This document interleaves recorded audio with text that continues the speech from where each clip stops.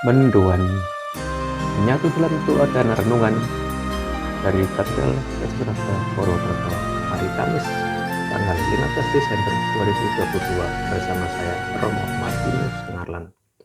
Saudara-saudari sahabat Tuhan terkasih, selamat pagi berkah dalam.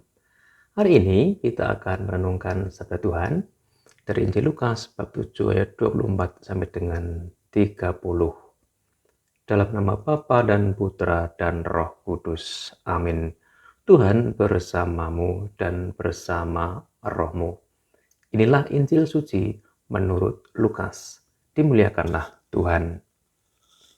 Yesus berbicara kepada orang banyak tentang Yohanes. Untuk apakah kamu pergi ke padang gurun? Melihat buluh yang digoyangkan angin kian kemari? Atau untuk apakah kamu pergi? Melihat orang yang berpakaian halus? Orang yang berpakaian indah dan yang hidup mewah, tempatnya di istana raja. Jadi untuk apakah kamu pergi melihat nabi? Benar, dan aku berkata kepadamu, bahkan lebih daripada nabi. Karena tentang dia ada tertulis, lihatlah, aku menyuruh utusanku mendahului engkau. Ia akan mempersiapkan jalanmu di hadapanmu. Aku berkata kepadamu, di antara mereka yang dilahirkan oleh perempuan, tidak ada seorang pun yang lebih besar daripada Yohanes. Namun yang terkecil dalam kerajaan Allah lebih besar daripadanya. Seluruh orang banyak yang mendengar perkataannya, termasuk para pemungut cukai, mengakui kebenaran Allah. Karena mereka telah memberi diri dibaptis oleh Yohanes. Tetapi orang-orang Farisi dan ahli-ahli Taurat menolak maksud Allah terhadap diri mereka karena mereka tidak mau dibaptis oleh Yohanes. Demikianlah sabda Tuhan, terpujilah Kristus. Saudara-saudari sahabat Tuhan terkasih, hari ini Yesus memberikan kesaksian tentang Yohanes Pembaptis. Kesaksian Yesus dibenarkan oleh banyak orang, termasuk para pemungut cukai. Kesaksian itu sebagai kebenaran Allah.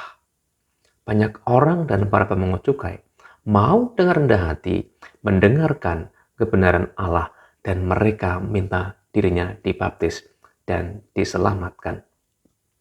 Sementara itu, orang-orang Farisi dan ahli Taurat tidak mau mendengarkan pewartaan kebenaran Allah.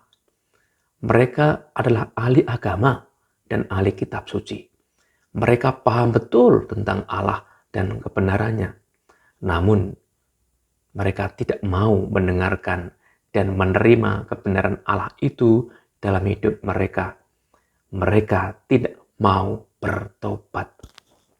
Saudara-saudari, sahabat Tuhan terkasih, dengan sabda hari ini, kita diingatkan untuk mempersiapkan Natal dengan rendah hati, membuka diri kita, mau mendengarkan kebenaran Allah, mau mendengarkan kehendak Allah, dan membangun semangat pertobatan. Minggu depan akan ada pelayanan sakramen rekonsiliasi atau pengakuan dosa di gereja paroki kita. Datanglah, mohon ampun kepada Allah, rasakanlah belas kasih-Nya, dan akuilah kebenaran Allah itu atas hidup kita. Kita yang sudah mengenal Allah, kita yang sudah dibaptis, ayo, jangan kalah cepat dengan para pemungut cukai. Tuhan memberkati. Ya Allah yang penuh kasih, kami bersyukur atas hari baru ini, atas kasih yang boleh kami rasakan, kasih yang berasal dari-Mu sendiri. Tuhan yang penuh kasih, kami akan memulai hari baru ini. Semoga dengan sabda-Mu yang kami dengarkan, kami semakin terbuka akan pewartaan kebenaran-Mu sendiri, terbuka akan sabda dan kehendak-Mu, sehingga kami terus berjuang membangun semangat pertobatan. Kami dapat merasakan menikmati belas kasih-Mu, kerahiman-Mu di dalam hidup kami, sehingga kami pun sanggup untuk mengakui kebenaran yang berasal dari-Mu sendiri. Tuhan berkatilah kami semua, dan pekerjaan kami hari ini. Demi Kristus Tuhan dan pengantara kami. Amin.